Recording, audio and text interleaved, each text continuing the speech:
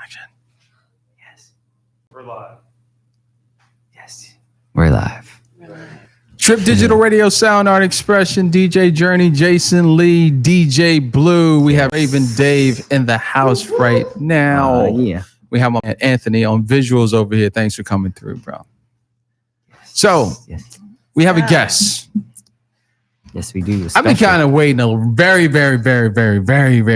how many varies can I say? Very, very long time for this but great timing because it takes growth and development and it takes experience to do great things. Yes, it does. So, how can I describe this woman?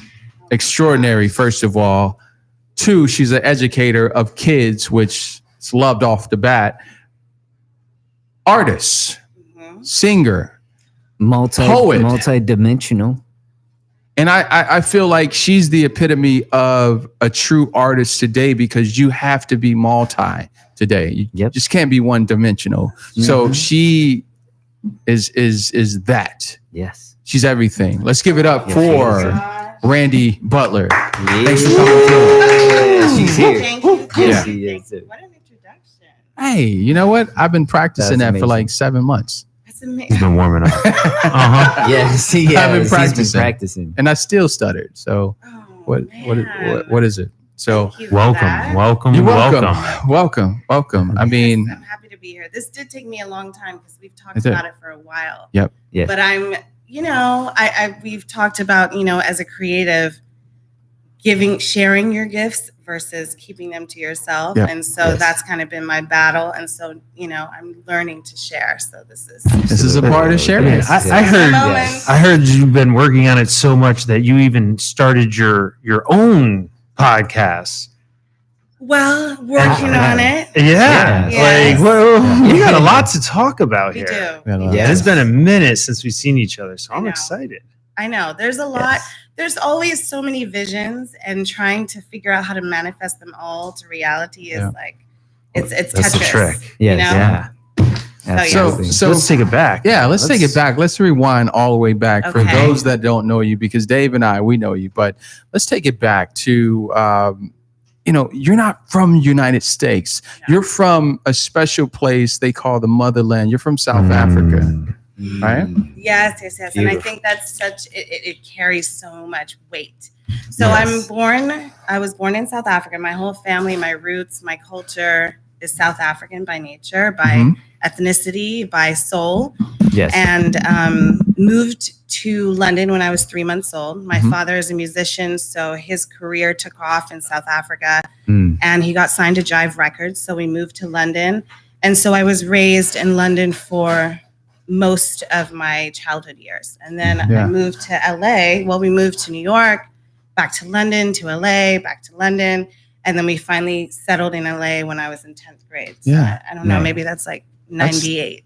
That's a lot of moving, but I mean that trip from South Africa to London, because that's common, right? To be African, to move to London. That's like a space for Africa to live. It's a hub. It's a hub for the African community. Australia is a hub for the African community, New Zealand. But there's a ton of African cultures that live in the UK. Yeah. So let's talk about the music shift of South African music to London, because that's a big situation and a shift in music wise. What were you listening to in London? What year was this too? Yeah. Okay. Well, I mean, essentially, you don't have to give up the year because. I'm just saying. Well, I'm saying because it was a cultural shift too. It was a cultural shift. There was a lot going on. I'm very happy to announce that I'm 35, so that's okay. You're baby. Cool. I didn't have to go that far. That's okay. Mid 90s, 2000. No, I mean, I was born in the 80s, so we moved to London in the 80s. And, Africa at that time was still super. I mean, to be honest, Africa's sound is always going to be African. There's no shift in culture when it comes to Africa. It's tribal, it's raw, it's its people. That's like the soul. If you just walk in the streets, there's an old lady playing the guitar. It sounds the same today as it did 30 years from now, or in the past. So when we moved to London, I just got hip to that music, which was garage, which was, they've always had like a huge influence of jazz. So there's always, even what we were listening to as the young kids was still very jazz influenced, a lot of soul music, but it wasn't American soul music. It was still very traditional jazz with this like pop dance influence. Yeah. Drum and bass kind of influence. So I guess, it had a little bit more of that African tone because it was so heavy drum and bass, jazz. And then when I moved to the States, I got hip to like Tupac and, the real hip hop, which is honestly my love. So I'm a West Coast lover. That's what's up. The day I die. Yeah. That's what's up.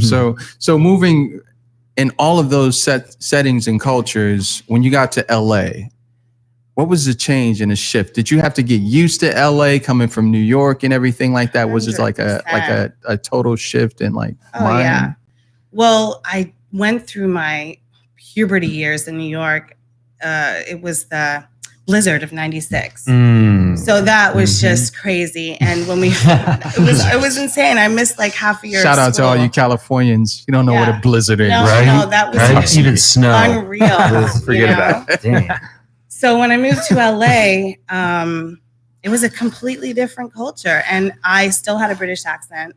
I moved in 10th grade. So all of these kids had known each other since elementary, middle school, high school. You grew up together. Oh, yeah. So when I came in 10th grade, I was this girl from London who had only been in an all-girls Catholic school, like nunnery and everything. Wow. You know what? I'm actually a better person for it. So I can't knock it. I would like to learn some stuff. back. Those are tools. Tools. I have a 12-year-old. I wouldn't mind a little nun action in the school system. Seriously. So I just remember, honestly, my first experience was some kid told me, so I have a brother, but he's actually my cousin. We adopted him when he was young, and he still had a very South African accent. I had a British accent. And I just remember, and we were 2 of like 5 Black kids in Calabasas High School. And I remember some kid called me an Oreo, and I had no idea what that meant. And then, I figured out, it was like, oh, you're Black on the outside, but white on the inside. Like, you sound white, because I had a British accent. Oh, so that was really, that was probably one of the most monumental experiences I've had moving to the States as a UK girl. Something you've never thought about. Never. Yeah. In Europe, you just don't experience like racism like that. You just don't even notice that there's a difference. I had so many different cultures of friends growing up. And when you're not from the States, all you hear is melting pot. And then I came here, and that was, I want to say it was like the first month of school, and I perfected an American accent. And by the time I got to 12th grade, it was gone. Wow. Completely gone. So sadly, I'm still here. So was perfecting the accent though, was to try to assimilate or fit in. So it didn't. Wow. Yeah. I just didn't want to stand out. My brother and I were just like, my brother had bleach blonde hair, and I had this British accent, and I was such a hippie, and he was like a jock, and we just stood out like a big fish in a small pond, or the other way around. So it's crazy. But you know what? These are all learning lessons, and I feel like that was one of those little tidbits that kind of was the seed. It was a seed to where I am now. So that's interesting then, because you're a very community focused person. 100%. So in effect, you've kind of, those experiences influenced your position and outlook towards community work, or at least being community focused? Absolutely. So that was my first experience when I was, so first of all, I come from a very Christian home. My dad is a gospel musician, jazz artist. And so we were always raised, the Bible. And I was like, my father used to say, okay, we're all going to go left and Randy's going to go right. So I was pretty much like a conspiracy theorist my whole life. And when I finally left home and went to college, I went crazy. And after I had my daughter, obviously life changes. Yeah. Everything kind of changes. You realize that you cannot be so self-centered. And that's when I went back into my desire to understand my culture, my desire to understand where I fit in the present time, and like, what is my purpose? Because it cannot just be to get money. It cannot just be to, have fancy things. It has to be deeper than that. So I went and studied African American culture and psychology and early child development and education, and it all just kind of morphed into today. Beautiful. Yeah. Yes. Yeah. Hold on. So you studied all that before going into, hold on. So you got like a deep history. I have Where's the fashion come in? Definitely. Oh, so fashion was my first degree. Before I had my daughter, fashion was my first degree. Yeah. Hold on. Oh, so ladies and gentlemen, she has Yeah. multiple degrees. Yeah. Wow. That was actually my introduction to art. Okay. That was when I first put pencil to paper. And so I got a fashion degree. I went to Tampa, Florida. The story is ridiculous. I got involved with like a gang member who went to prison, and I ran away, signed up for college in Florida, and I left 2 weeks later. And so I went to fashion school in Florida. Okay, because I missed all of a sudden we were in LA, and now we were going back to the college, and I'm like, hold on, Yeah, we missed the part. So. it's been crazy. So I started off with my fashion design degree in Florida. Okay. And then I got pregnant, had my daughter, and moved back to LA. So 2 different journeys of education, but the art definitely lingered. And it became, you kind of feel like there's a point as a creative where you're not sure if it's going to really make you money, if you're going to be able to live off of being an artist, So once I had my daughter, I was like, I don't know if this is going to work, like if I can sustain myself off of this. So went back to school and then decided to major in African American studies and child development and education and psychology. So yeah, it's, trying to figure out where everything comes together has been such a long journey. And I have talked about, you focus on so many different things in your life. Like, okay, I'm going to be an artist. Wait, no, I need to just focus on being a teacher.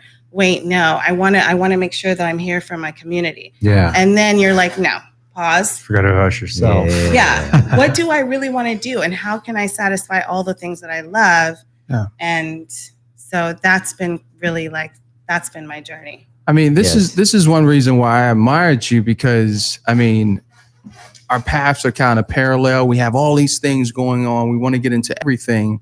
And then we find that silver lining within all things that we do. Absolutely. And I think that that's important for leadership. You have to dabble. You have to be in like 5 tribes to understand how the world works, to come back to the world, the global tribe, to help everyone. So this is a very important part. So let's talk about the art and the paintings and everything like that. When you just dove into that and the love to sustain. Well, when I fell back in love with art was actually when I had a family change. My parents were getting divorced, and I was supporting my dad and just, trying to figure out like, oh my, what's going on in my world. It was shifting. And I took a pencil, just like an HB2 pencil of my daughter's, and just started sketching. And I remembered that I knew how to draw. And so it became like one drawing. Then the next day was 2 drawings. And then I was like, maybe I should go and get some professional pencils or charcoal pencils. And it just grew.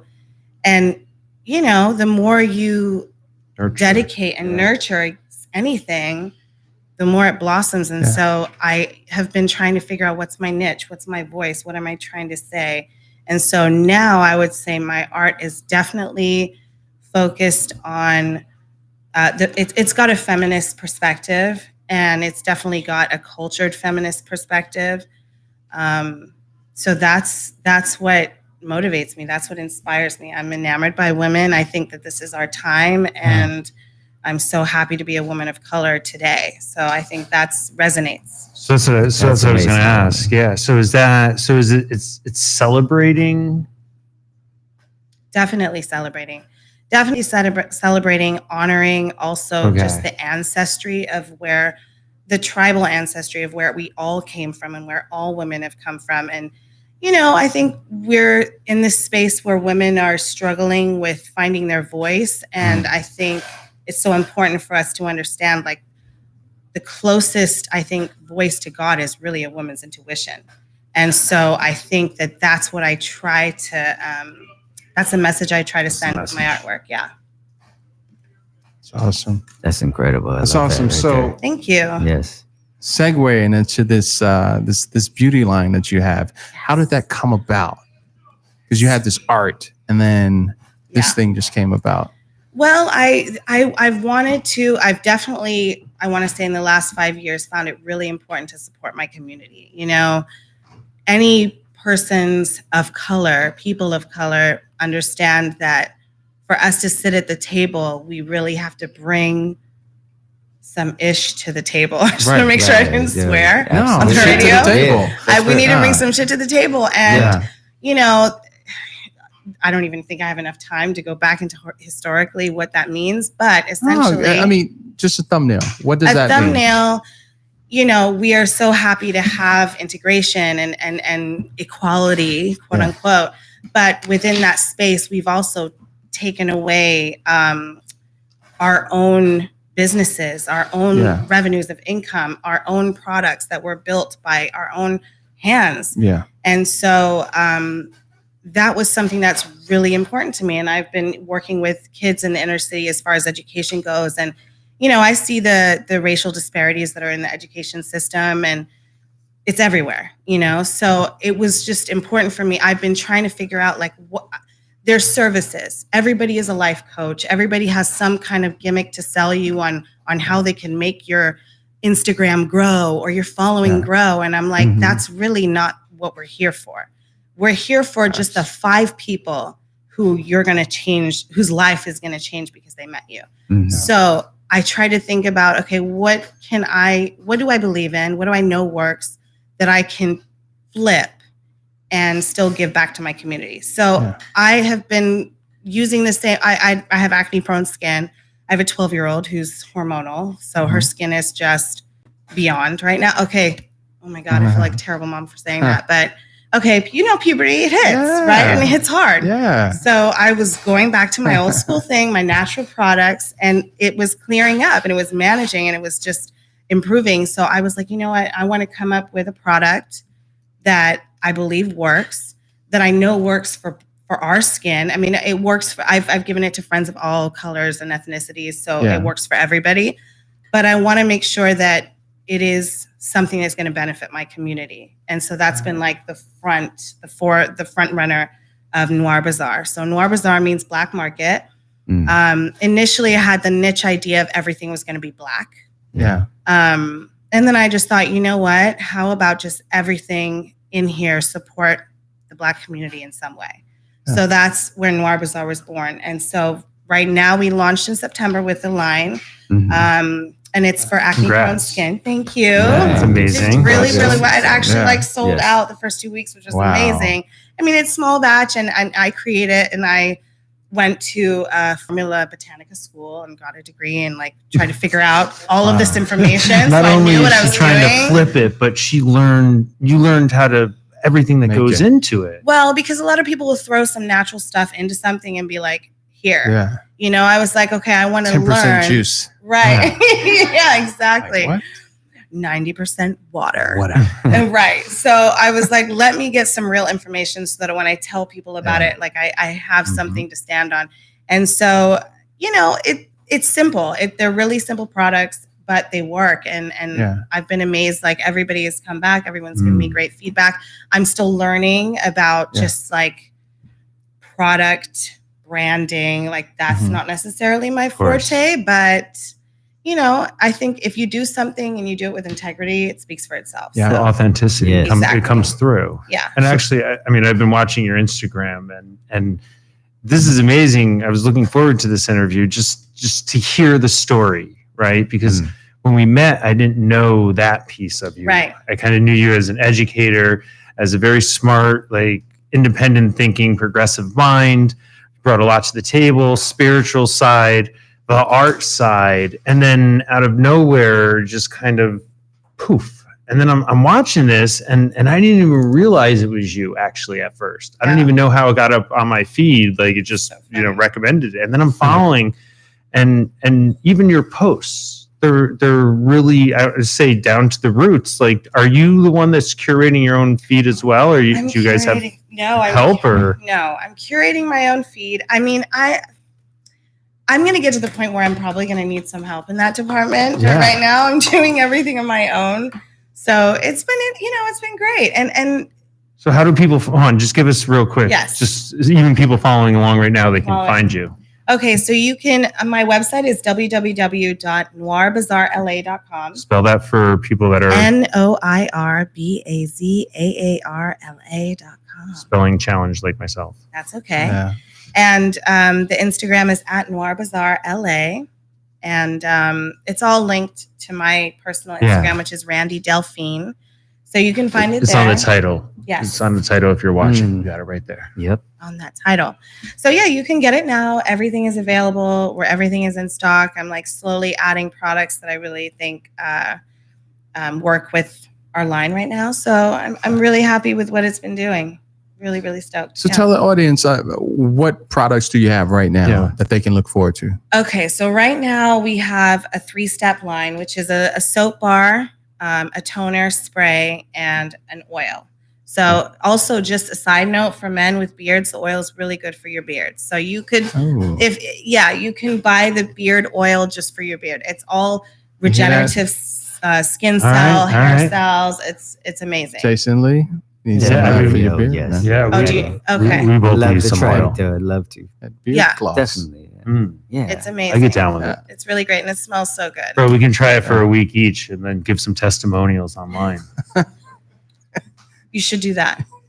I recommend that you do that. It's great. It's great. Excellent. It's feminine. It's masculine. It's ambiguous. So, Yes. So with all of this and the products and everything, what are you hoping to accomplish with this? What are you hoping to inject into the culture? Well, okay. So I'm going to just end on this line. Yeah. As far as trying to wrap this up with a bow. Yeah. Essentially, in order for us to, we all know that politically and nationally, we're in a war. We're in a culture war. We're on the brink. Yeah. Right. We're on the brink of like another civil war right now. And I think in order, our power doesn't just come from our posts and our likes. Our power comes from our health, and our power comes from our ability to sustain. And I think we have to get hip to eco-friendly living. We have to get hip to natural lifestyles, because you cannot fight a war and be ill at the same time. Yeah. So I think that's what I'm trying to preach, and that's what I hope Noir Bazaar will help educate people on. And also, there is a portion of it that I am putting towards a program to help inner city youth education, because as it stands right now, Black children are already like 50% below where we need to be. Not able to graduate, not able to attend these top-notch universities. So I'm trying to tie in the education and also just, be at the forefront. We have to be modern and progressive if we want to sit at the table. Yeah. Yeah. Absolutely. Well, Yeah. Thank you. thank you for doing it and sharing it and inspiring, I think, all of us. Yeah. I mean, there's not a single person that can't hear your story, and I've been watching you for months now, and so thank you. Thank you for having me. Yeah. Randy, I And got this. Yeah. I got this high-powered question for you right here. Okay. After hearing, because I'm so inspired by your story. Okay. Okay. And the fact that we technically did an art show together. Yeah, which we is did. amazing journey. Yeah, that's Telling me right. about that connection. Yes. He definitely reminded me, Oh yeah. about that. And I was like, whoa, that's crazy. Right Yes, we're connected. there. We're connected. Our provenances is already connected. 100%. We're there. So it's amazing, like on the art side. And I love the aspect how Journey had told me you as the concept, you love to do beautiful women. Hmm. Beautiful Black women. That's right. And it's so crazy for me? I'm creating a new art series this year titled The Most Beautiful Women from Around the World. I love that. So for me, I would love to work with you, in creating that side right there, the most beautiful Black women in the world. I would love your thought process on that. I'm with you. Absolutely. I'm totally in 100%. I'd love to give you as much information as possible. Absolutely. Yeah. Definitely. You got to get those hips right.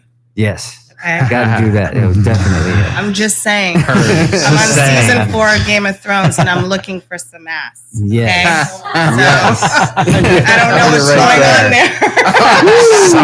All right, take us out. Absolutely. Yes. Yes, I'm with you. And you know what? My question is this. So I'm a billionaire. I'm so inspired by your story tonight. And I want to invest $100 million into you. What would you utilize that funding for? Oh, man. $100 million. I'm a billionaire. And you know what? That's the kind of hard question that I think of like on an everyday basis when it comes to art and creativity. And I love what you had said. It's about, like I said, on the highest level, it's called philanthropy. Oh, yeah. How you can absolutely. give back to the world and because at the highest level, now you're able to make choices on what disease you want to fight, what country you want to feed, the water you want to send towards certain. You get to make those choices when you're a billionaire. So we want to be the ones at the forefront of leading that case on the creative side. So that's why. So what would you do with that 100 million? I would probably wipe out the education system as it stands and create a new one that speaks of truth, that speaks of honoring ancestry, and that empowers young people financially, academically, and emotionally to completely change the regime that's taken control of the society as it is now. Yes. That's what I would say. Beautiful. It's a lot of change. Yeah, it's a lot. It's A lot of change with that choice. Mm-hmm. Yes. Yeah. You need an army. You need an army. Yeah. Sure. Definitely. All right. All right. So Dave, I think you should have asked the last question this time. Yeah, Dave. Yeah? Take us out. All right. So Randy, what's your superpower?